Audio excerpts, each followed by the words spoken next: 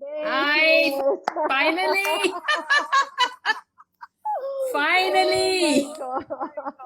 So, Yes, Sohela Kapoor, you play the part of yes, a reputed writer, journalist, playwright, actor, director, and educator. You've had an that's too much. expansive writing career with over 100 articles published in all mainstream newspapers and journals. Hmm, really? 100, huh? Okay.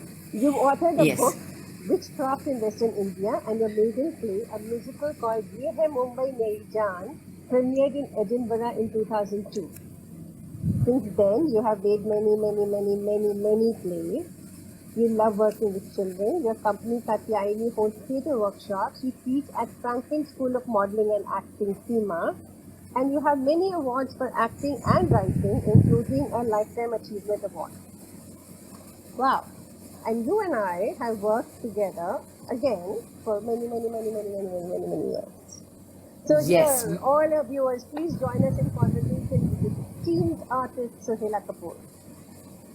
So, Thank you. But Smita, yeah, remember, I'm going to exercise extreme restraint and I will not rise to this baiting of yours, okay? And I'm going to lay down the rules as usual. wake. Adda हैगा screen, half. Adde rules tere, adde rules mere, 1 for 1 half. Chalo, theek hai. But I was just thinking, my first rule, when we're going to share a house, when we share that flat that we were talking about, I get the big room with the balcony and the bathtub also remains mine. You know how I love my baths, I hate showers. तो और वो तेरे लिए वो छोटा सा alcove है ना, you can take that. क्या है, fit आ जाएगी. You slim down a lot since then. Best room तू ले लेगी, huh? Wait, I will take the sitting room, and you can also take the store. 1 second. The sitting room is common and so is the store. So then I'm going to take the. I will take the. Listen, stop being so childish. We've got to learn to live together whether we like it or not. And we can't fight like cats. Exactly what you're doing now. I'm a cat. You can be the dog. Oh, God. अच्छा Listen. ठीक है बोल चल बोल Sarah, Hey, Sarah क्या है? Anyway, now listen. We'll come to a compromise, okay? But no loud music at 6 in the morning. Please, I know your bad habits. There's no TV off at 10 at night. I will watch Lok Adalat with Sohela Kapoor every evening. And I will watch Old is Gold with Rajesh Khanna every morning. No desi ghee ka parathas in the morning. It gives me a bloody headache. अभी तो खा तो नहीं रही है पर normally खाती हुई दिखती है मुझे. तो problem क्या है? No wine glasses in the evening, हाँ? हर समय wine पीती रहती है and it makes me nostalgic. मैं नहीं पी सकती. And no leaving personal things in the common area after you've left the place. Hostel है क्या? No nagging to pick up this, don't pick this, drop this, don't pick up that. We will wash our own clothes. Sonia? We will cook our own food. I will cook first. I will use the washing machine first. I will not pick up after you. I will not clean after you. I will buy my own groceries. I will buy my own groceries. Yeah, please do. Your health food sickens me. Anyway, every day. We're going to do it every day. Now that you've told me, I'm going to hold you to it. Every day. Every day, every time. You will go and pay the telephone bill And because you're always on the phone, not me. And you will go and pay the electricity bill. Electricity bill, huh? Your memory, you're also losing your memory. Okay, that's settled then. That's settled. That is settled. Sohela. हैं? पर पैसा कौन देगा, madam ji? Aho ji, who will give the money? चलो, we'll make a compromise. ठीक है? And we better make a compromise 10 years after we perform that play. Come on. Yes. These were the dialogues that people loved. This was our hit play. I was 45 and you were 55. Yes. And we had a 35 who's not with us, Padma Damodaran. She's in Bombay, doing very well for herself as an actor and a teacher. I know. Yeah. And now what? You're 65 and I'm 55? 10 years older, yes, Oh my of course. Not bad, not bad. Yes. So I really miss those days. I did. We had such fun. I know. Do you remember the show we had at Jamia? I know. Oh my God. We were so upset ki pata nahi how the hell, and every time we've been so frightened. We've never had enough time to put up the set. I know. Never, never. No. We've just been racing from one end to the other with all We've our been props racing. Absolutely. and all Absolutely. the costume changes. Please don't remind me. Because initially, it used to make me forget the dialogues and the scene. Didn't I walk into the wrong scene at one point? I got the costume correct, but I got the scene wrong. Absolutely right. God. Oh my God. And then So- we started laying out our costumes, not in the green room, outside on a bench. And we forbade all the men to walk into the backstage. Remember? Not to give out all the secrets. Not to give her all the secrets, yes. So then considering all of this, Suhila, and I know you so well, Ah. but still, if I ask you, Hmm. if you wanted to just capture your essence in 3 words, what would they be?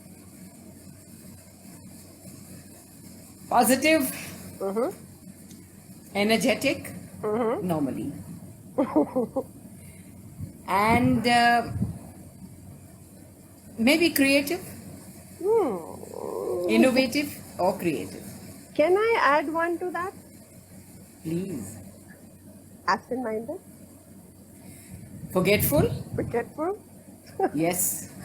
I remember Completely. the time. Can I remind you of one of my most favorite moments on stage? You were doing a play. Oh God, And not mine. you were playing the soothsayer over there, and then suddenly Yeah. you started saying things like, I don't know what I have to say. I think I'm forgetting it every day. And then And I was on the table ready to take off like a bird, remember? I In this know. funny pose with my arms akimbo. And then I was saying this silly thing. Yeah. And then Suneet helped me because I said it very clearly in front of the audience I know, in a singing voice. but even then, not even one person in the audience realized it, and you got a standing ovation. You know, so Well, you learn how to make mistakes with elan. That's what the craft teaches you after so many years of practice. If you can't even do that now, then there's no point being an actor. Don't you think so? absolutely, that's my favorite moment. What's your favorite moment? On stage? Yep. My favorite moment, oh God, I'll have to go back. Perhaps when I was singing in 45. I loved it. I started off being very reluctant, if you remember. I refused to, and you said, Sohela, you must. Yes. And then when I got into it, I almost wept myself. I felt so moved by the Yeah. song and the Absolutely. moment. Yeah, that's one of my Absolutely. favorite moments. It is. Yes. It is a beautiful one. And maybe at the end of this session, I'm going to ask you to sing one line from that beautiful ghazal, if you can. I'm completely out of practice, which is my usual excuse. No, but let's try. Let's see. But at the end. So you have like about At the end. 30 minutes to plan and think in your head that you will. Yeah, get you'll it. have to remind me of the words. Ah, If you give me 2 lines, okay. I don't remember the words very well.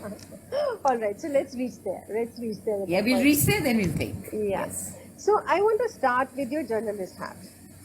Yeah. Okay. And I'm always been very fascinated with this witchcraft story documentary that you did at that point, and that documentary went on to win many awards. It was called what? The Great Indian Witch Hunt, and as far back as in 2002 or something, Yeah, Indian Witch Hunt. Indian Witch Hunt, and you traveled to Jharkhand in the interiors of Jharkhand as such. Yes. Yes, I did. Do you I want to did. talk a little about your experience there? It was very interesting. I just got this call from the National Geographic and they said, ma'am, we're making a documentary on witch hunting in India and we've seen your book. Would you like to anchor it? I said, I was a bit taken aback. I said, it's not something I've done because I was a print journalist. At that time I hadn't gone into television. And they said, we'll come and take your test. We'll come and, give you an audition. I said, you're most welcome. So they came home. They followed me. They gave me a few lines and you know how auditions are. And they kept following me with the camera, etc., etc. And in the end they said, that's it. And you're going to be Sohela Kapoor, the investigative journalist, exactly what you are. So I was very excited. And my child was small at that time. And he still remembers and he doesn't forgive me. He says, "Mom, you ditched me for this. I know it is a grand film, but I felt so annoyed with you that you abandoned me." And you didn't even think twice. I said, I did. I thought 5 times. But then my father promised me that he'd look after you. And it was definitely a chance I didn't want to miss. Yeah. So I saw to your comfort and then I left. Anyway, that whole documentary was about why women are branded witches in the villages of Jharkhand. The smallest villages, maybe 10 houses, 15 houses. They had found this phenomenon, and mostly it was older women, mostly the ones who had retired. So we went on an investigative journey, and I was the journalist who was investigating. And it was a reality show to beat all reality shows. In fact, before the word reality show came up, this was the true one. I think in today's reality shows, they prepare and they make it look like it's a genuine moment, but it's not. In our case, it was a genuine moment. The team would just push me forward, and I would walk into situation and ask them questions, and they would film me as it is. This was the genuine reality show. And it's amazing. We started off, the whole story started with a 17-year-old boy who just went to the field one day with a blade in his hand, not even a dagger. And he went and he killed his sister-in-law, his brother's wife, slicing her neck with the blade. Can you imagine how torturous it would have been for her? He picked up her head by the hair, rushed to the police station, gave himself up and said she was a witch and she's killed all the men in our family, and her husband is also dying now. He's unwell. Oh God. So we decided to investigate it, and we found, we went through all the cases, all the brothers, and we found that, and then after that, of course, we went to the doctor, and we asked them, they said, find out if it's not a case of TB. And it turned out to be that all of them had tuberculosis. And so did this brother who was dying. Oh no. Well, he wasn't dying, he was critical. And so we tried to explain to the 17-year-old boy who was in jail at that time. We showed him the x-rays and He said, was 17. He was 17, that your brothers had TB. That's how they died. It's not this woman. And you just took a life, and so brutally, unnecessarily. But I think he had a lawyer by then, and he was probably told to be inscrutable. So he kept nodding his head with a glazed look in his eye. I don't know whether he repented. He was also very young, or he felt we were lying. We couldn't get through to that expression. He wouldn't talk. He kept saying, "Aap theek bol rahe ho, theek bol rahe ho." Oh God. And then afterwards, he refused to meet us. But anyway, we started off with this case, and ultimately we found out, we met a few other people, families over there, that these cases were against widows, older widows, whose husbands had left the property to them and died. And the children were indulging in this. They got the sarpanches and the panchayats to declare them as witches, and they would be ostracized. And if they wouldn't leave the village and the home, they would be killed. So even the ones that were killed, the murderers were never punished. So it had an economic factor behind it. Absolutely. They wanted to grab the money and the land. And the most fascinating thing I found, Smita, was that there was one woman who was ostracized in her youth. She came back to live there in hiding. And she had actually got in touch with 3 or 4 women who had been ostracized similarly. They lived somewhere close in the outskirts of the village in a hut that nobody knew where it was. We were taken by the son of one of them to that place, and this woman would hold meetings with these 3 or 4 women.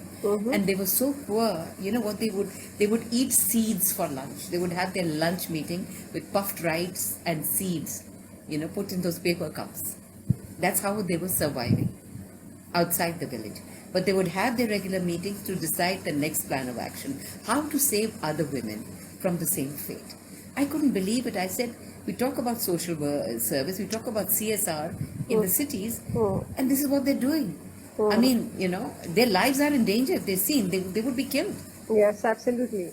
They're concealing themselves, and yet they're going out in the night or wherever. They're getting in touch with the women they think are going to be declared as witches, or the others who are already declared witches, and they would pull them into their circle and help them. Yes. It was a very emotional moment for me, and once Jamia called me to talk about this, and I was very upset. I burst into tears. There's Geeta Chandran, the writer, sitting next to me, and I could see her getting very irritated. And I wanted to tell her, my dear, this is not the actor in me.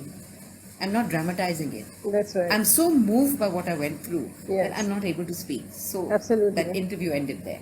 No, I can completely understand, Suhaila, because it's really confronting to realize that these practices still prevail. You know, these practices which actually are shrouding deeply embedded gender violence and against women, and they're still existing as all of these practices. It's really confronting over there, right? And I don't think many of us really know that we actually have an anti-witch hunting act which came about in 1999. I mean, I'm sure Yes. not many of our viewers know about that as well. And just Right. because these women refuse to have unwanted sexual advances, or they refuse, or they get caught with the land dispute, as you were saying. Yes. So how did that experience change you, Suhaila? What information have you got from that? Like, how has it informed you in going forward in your work? It just sensitized me to women from another strata of society, different to mine.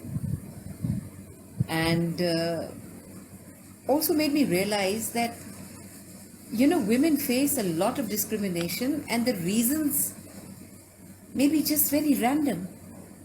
They have nothing to do with they were not witches. So just because you're a woman in this country, I face that discrimination, but not to this level. Discrimination against women is at another level in this country. That's what I discovered, and it shocked me to the core. Yes, Completely. I can see that. And it's really so important to understand when we talk about rights and we talk about equality. It's so important to understand that each one of us, because of where we are situated, we experience it so differently. I mean, we may all Yes. be women, but it depends on where we are and what that experience then turns out to be. Absolutely. Okay, just taking this, moving on a little bit, just back to you. You are quite a wanderer, right? I mean, if you look at it, India, then you went to Canada, then you came back to India, then you were in media, publication, then theatre, then Lok Sabha, web series, and films. Is this restlessness? I mean, you kind of, or is this hunger? I mean, what has made you explore so many things? I think it's a bit of both. I can never stay put in any one activity for very long. I have wandering feet. So I need to move out of my circle and explore something else. Maybe it has something to do with my childhood experiences. I had very liberal parents, and my mother was very keen that I involve myself in the arts when I was 5 years old.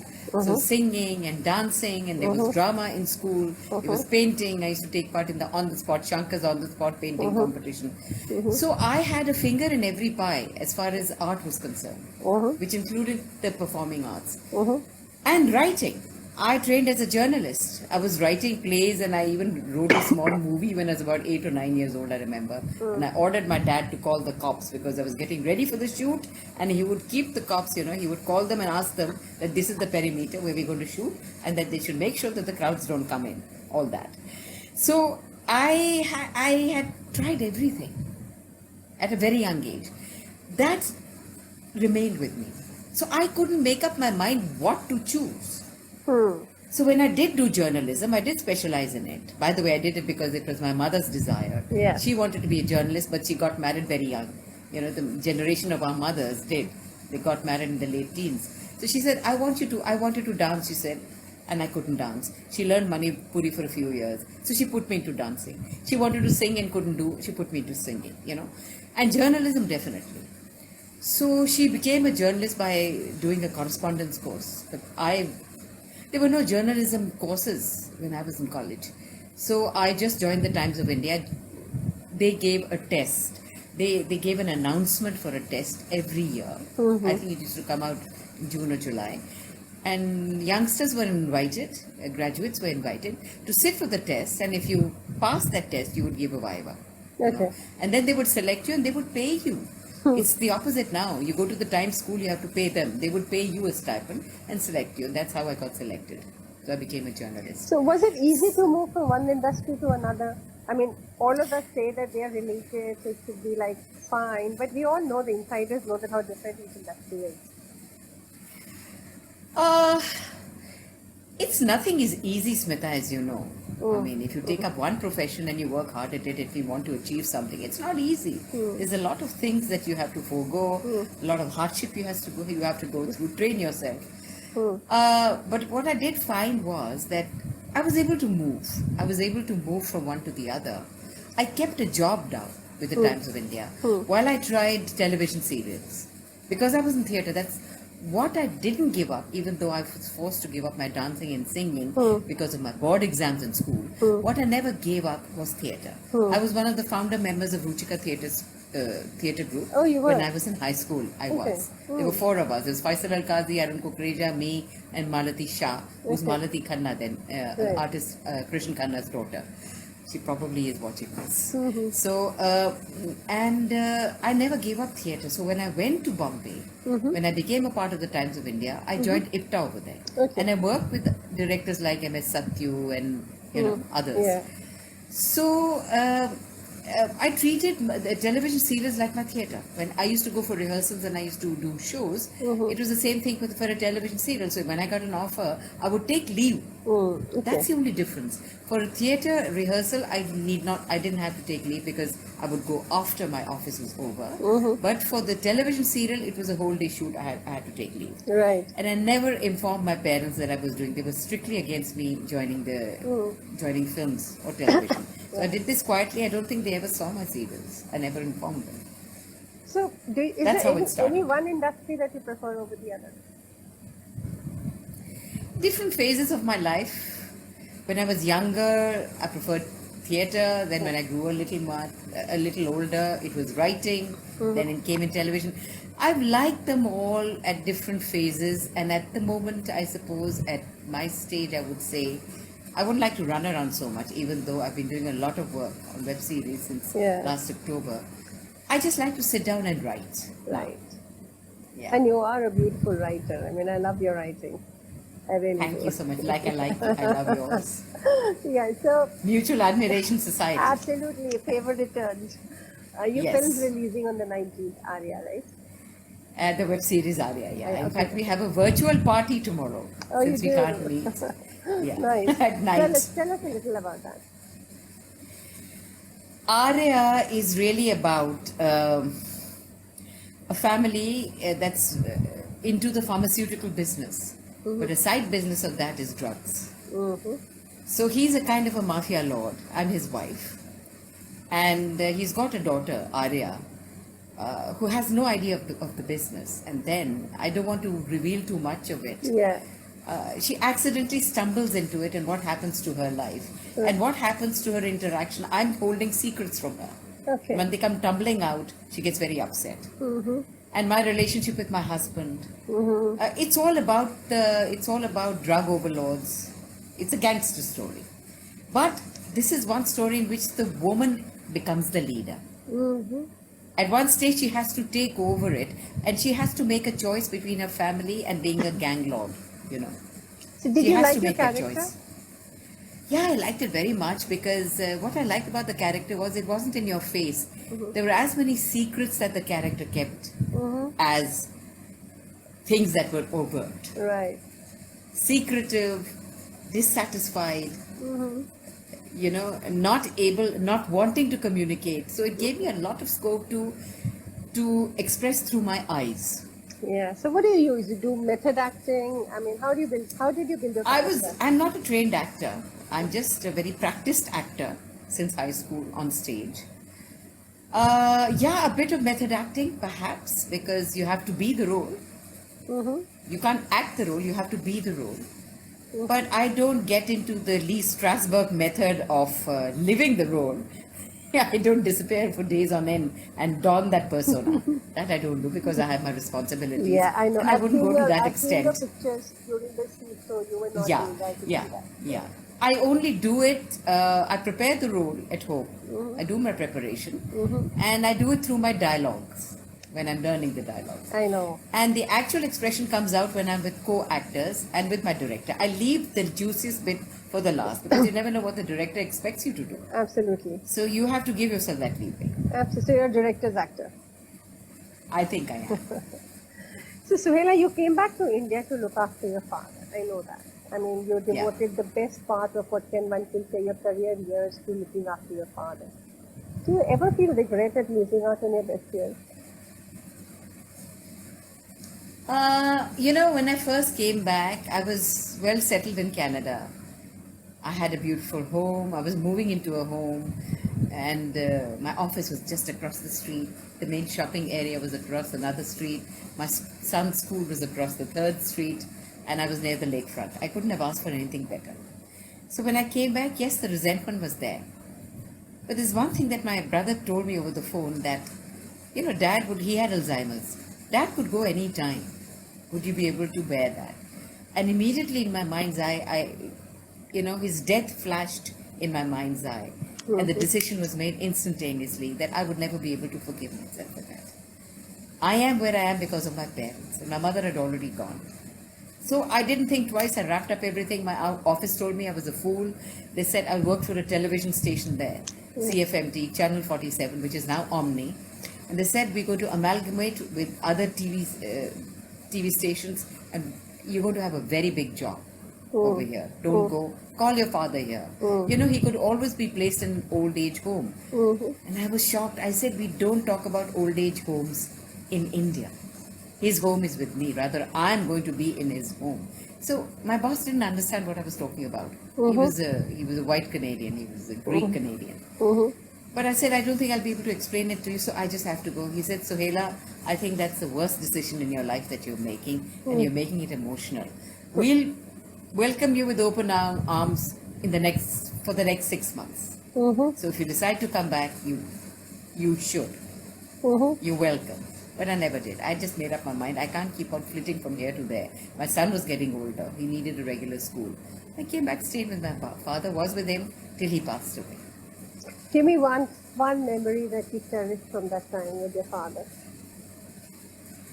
Oh God, Smita, I still remember that. One day before he passed away. I don't know what made me just go up to him. And he had lost his speech. And he only used to make these very animal noises, sounds. And we could understand him through those, the emotion in those sounds. So I just pulled his hair, I just gently sort of pressed his hair back and gave him a deep kiss on his forehead. In that moment I felt I was his mother. I felt like his mother. And he looked up at me.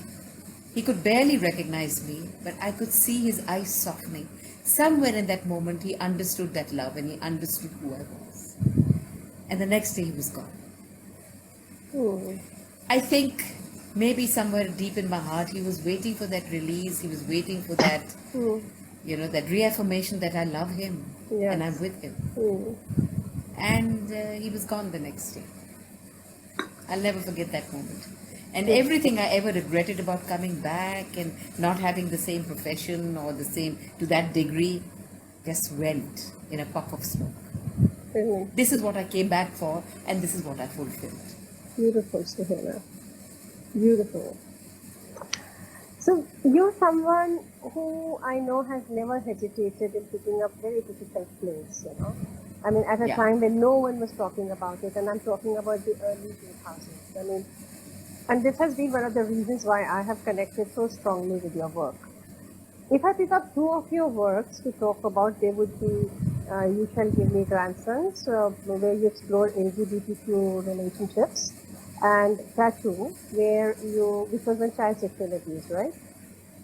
What made you choose these plays, and what was your experience of making it at that time?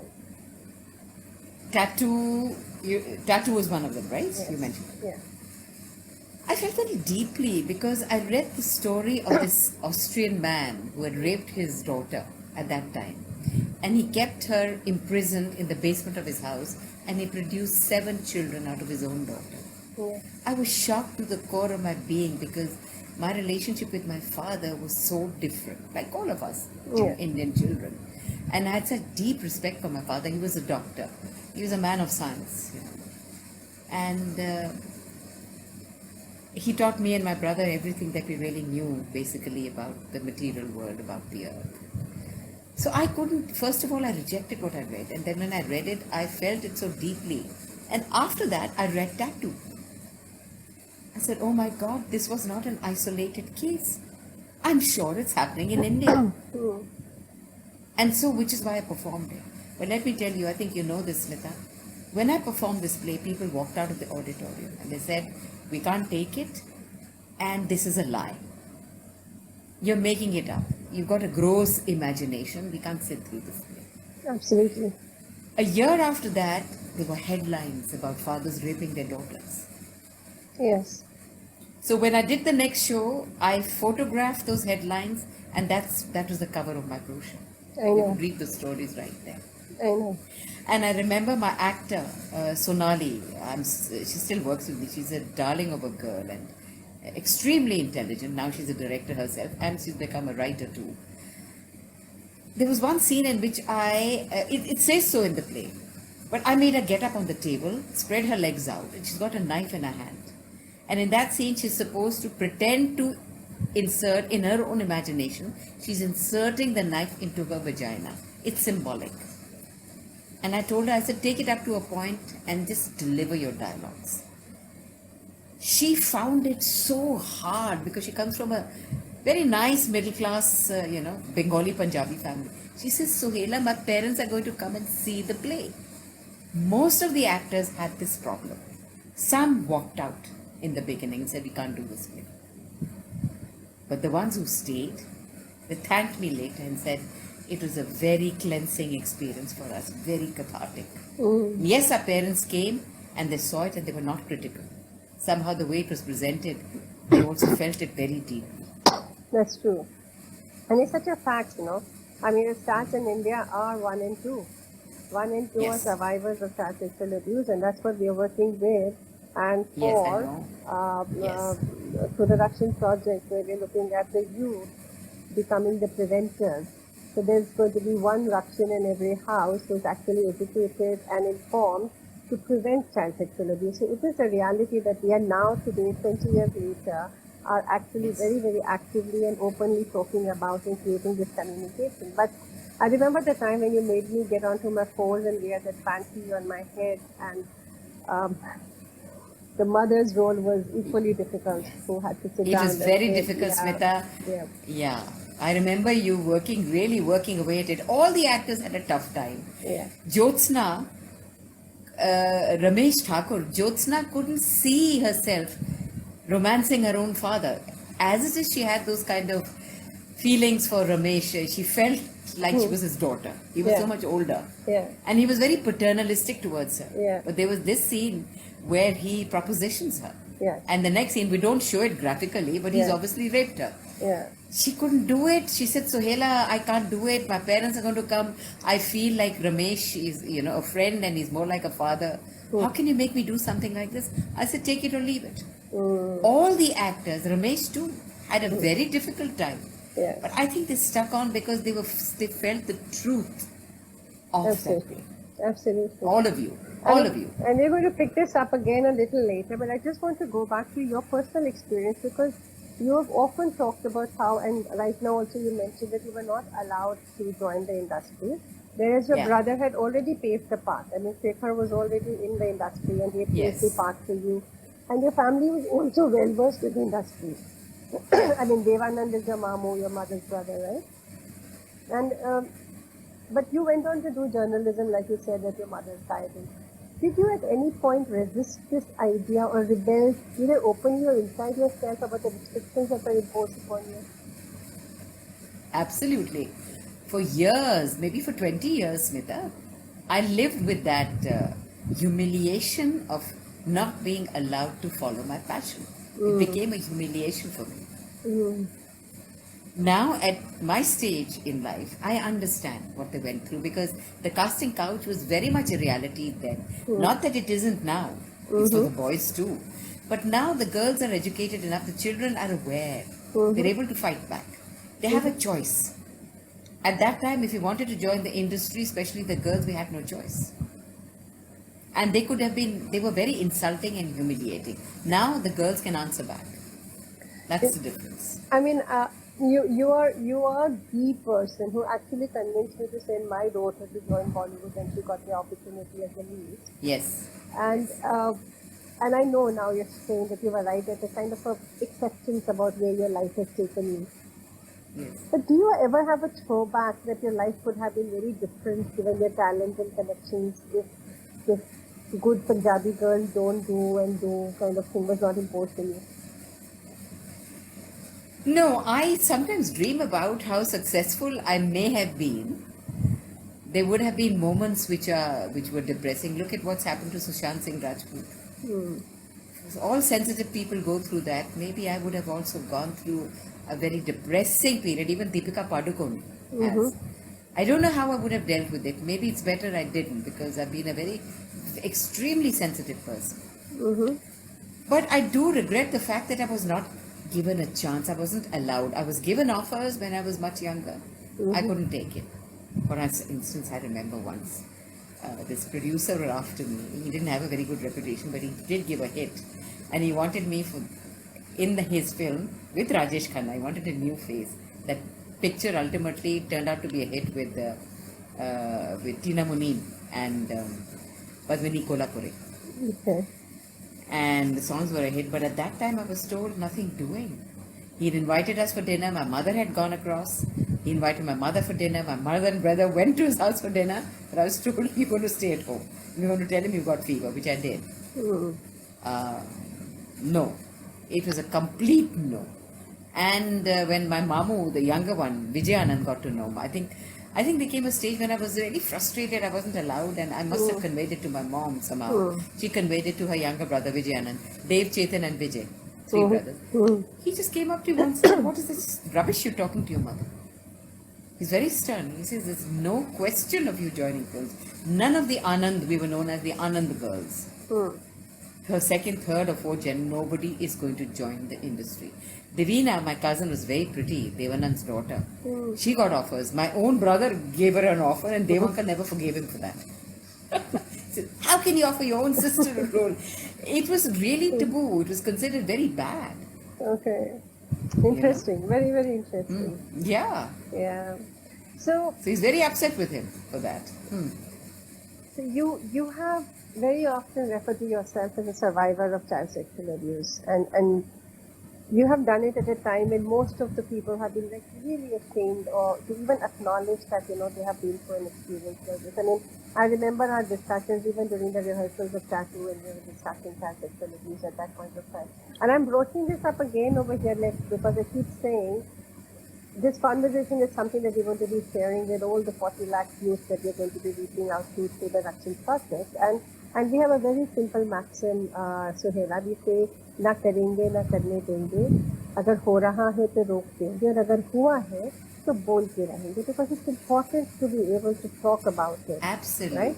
So in that context, I would just like to ask you to share about your experience and your courage to speak up long before anybody else was talking about it openly. I mean, it does require a courage to come out and talk about it when nobody else is. So I just want to ask you, how has this experience of child sexual abuse shaped your life, your choices, your decisions, maybe your relationships? Smita had a very deep impact on me. I stopped trusting men. I started fearing them. And I started fearing the day I'd get married. Ek to the Hindi films would blow up Sohag Raat, I started fearing it. I started fearing sex deeply. In my mind, it was a very painful experience because I remember when I was a child, we had an ayah. I must have been 5, and she described rapes to me. I didn't understand what she was saying, but I remember saying, "Bahut khun nikla." Graphic description, and she said, "Mummy se mat bolna." I don't know what kind of catharsis she was going through, telling a 4 or 5-year-old girl that. That remained in my mind. And then as I grew up, I saw these films and I heard other cases. I started hating men at some point. And I swore I'd never get married. It gave me a deep complex. And for me, my virginity became my priority. I was not going to lose it. And that made it very difficult for me to get into relationships. Anyway, those days we were not allowed to go out much with boys and stuff like that. And you didn't have Me Too and you didn't have social media, which is why when it happened in the film industry, women couldn't talk. They'd just be thrown out of the films. So I got a complex. I started hating men and I started hating being a girl. And something very strange happened. I was a pretty girl. And while other girls of my generation would wear lipstick and come to college, they would probably wear a low cut blouse. I started doing the opposite. I remember trying the lipstick at home and being startled by my own looks. Being startled by what just one lipstick would do, or one slightly low neckline would do. And I thought I looked like a slut. Now when I think back, it was the beauty of youth. One was blossoming. But I thought it made me look sluttish. So I did the opposite. I started covering up fully. I remember people telling me, why do you dress like an old woman? I would be covered, I would wear a small neck, my arms would be covered. I have never worn a sleeveless all my life, even when I was slim.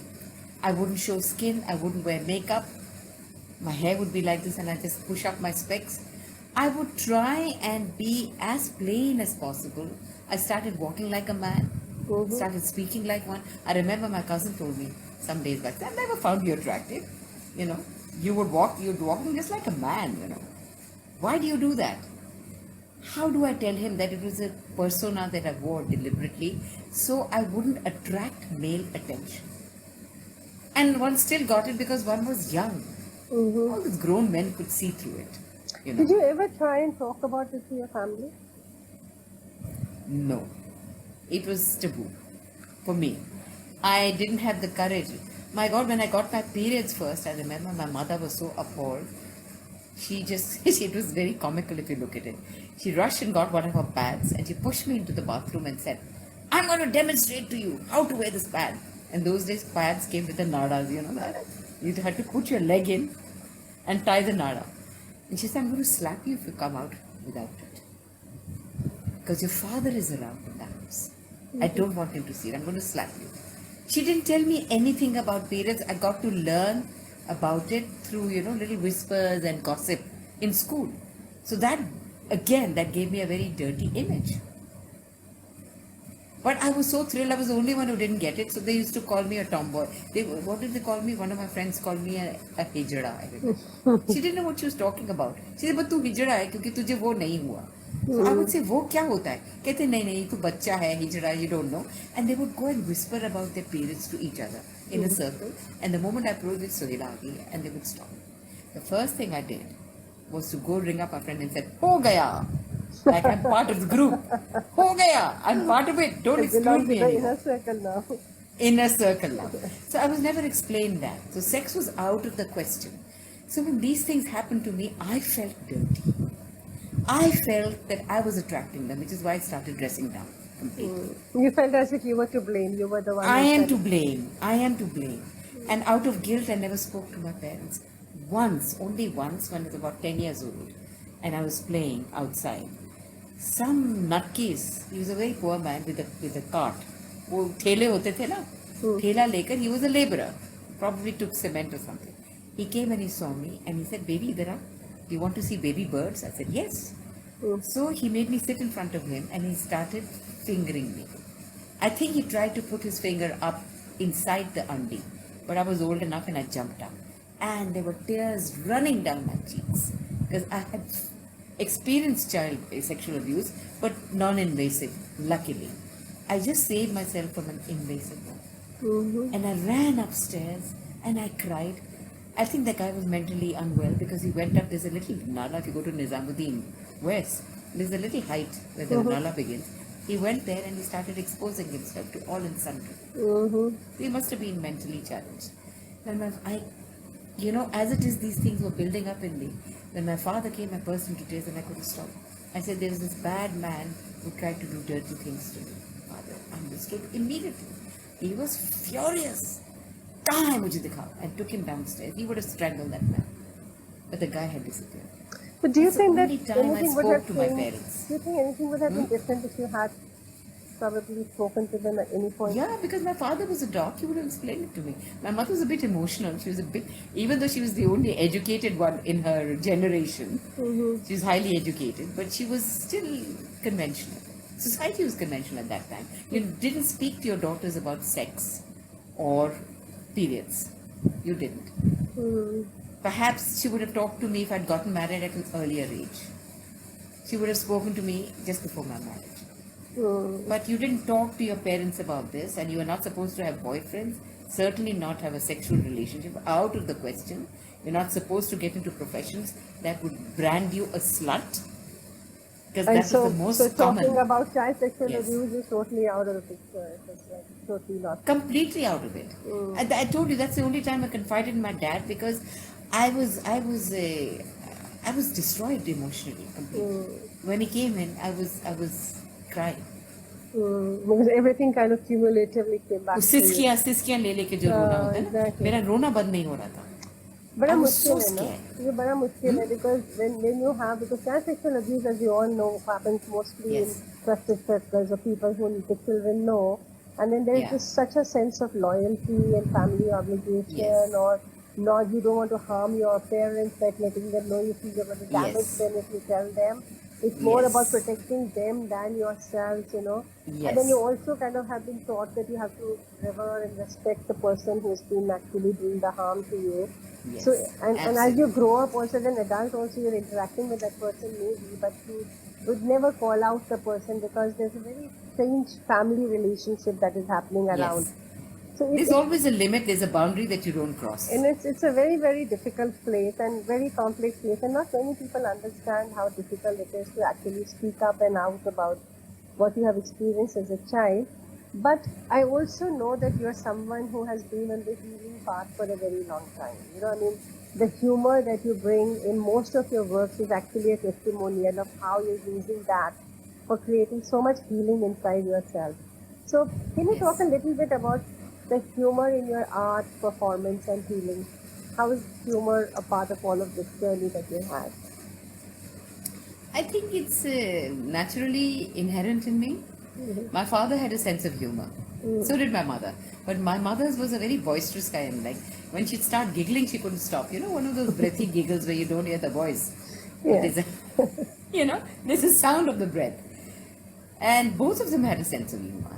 And my father was more very English, very British sense of humor. He would make a statement without laughing. And it could be very cutting, it could be sarcastic, but it used to be hilarious. And then he used to make funny faces when we were kids, I remember. All of us, Shekhar has a sense of humor. My sister doesn't. Oh, she doesn't. But then she can laugh at somebody else's joke and laugh loudly. Now she's developed a sense of humor, very much so. Right. My older sister, now she laughs. She takes life a little more lightly than she did when she was younger. When she took herself much too seriously. She's a pretty girl, so you know, she behaved and lived like a model. Right. Okay. Yeah. I was completely different, very boisterous and a tomboy. Yeah, but your sense of humor is actually, I mean, I remember sitting in Hyderabad after a show that we did over there for the Kader Ali Beg Festival. Yes. And you said, text me a life में कम से कम बिरयानी तो दे दो. I can never get over, you know, your quips that you kind of come out with all the time. It's actually Yes. fantastic, brilliant. So, you have a beautiful voice, Sohela. Do you want to just give us a one line? Do you think you're ready for that? Can you give me the line at least? लगता नहीं है दिल मेरा उजड़े दयाल में. Yeah.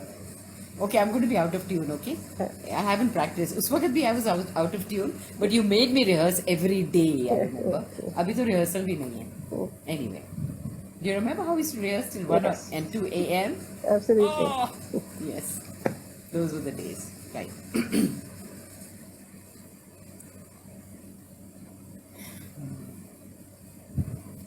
दोनों लाइनें पढ़ दो जरा.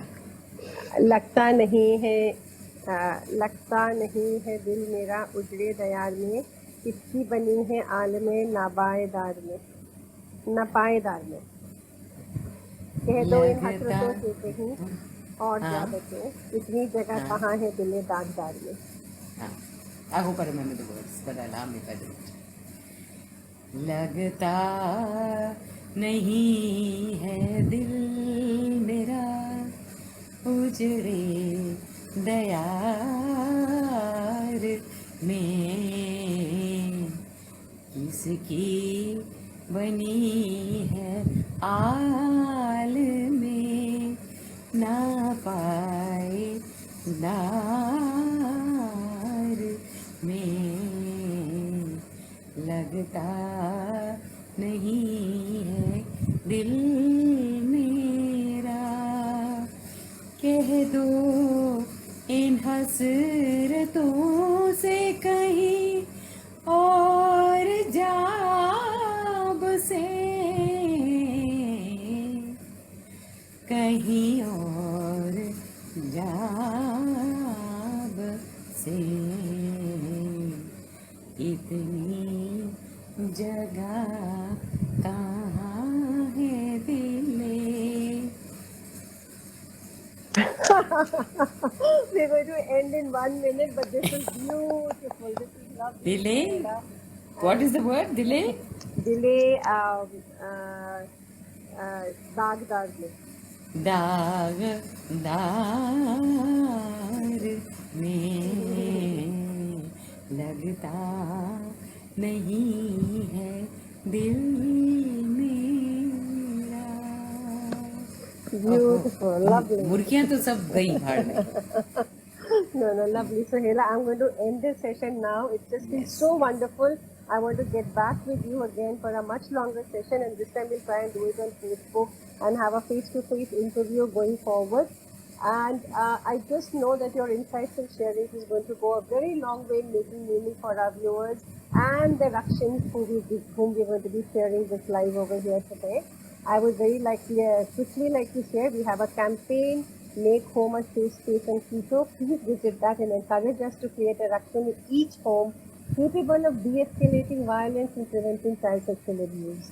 I also invite you and our viewers to a preview webinar every Sunday. This is for anyone who wants to join the movement against child sexual abuse.